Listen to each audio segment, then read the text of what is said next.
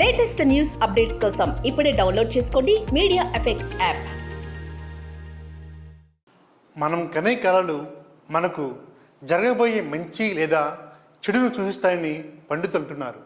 మరి కలలో పాము కనిపిస్తే దేనికి సంకేతమో ఇప్పుడు తెలుసుకుందాం.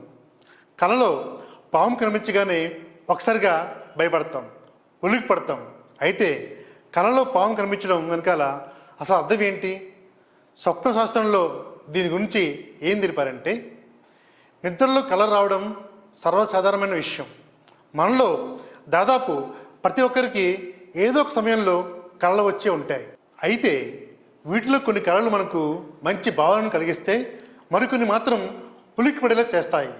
ఇదిలా ఉంటే మనకు కనిపించే ఏ కళ అయినా మన జీవితంలో జరిగే సంఘటనలకు సంబంధించినవి ఉంటాయని స్వప్నశాస్త్రం చెబుతుంది.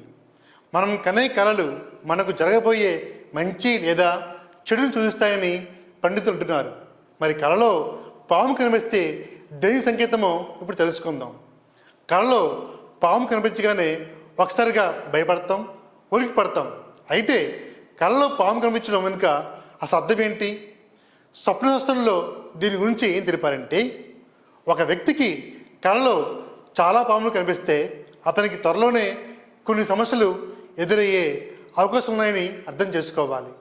ఒకవేళ కళలో పామును చంపినట్టు కల వస్తే, పామును తరిమిన మీకు వచ్చే సంక్షోభం గురించి ఆందోళన చెందుతారని అర్థం చేసుకోవాలి.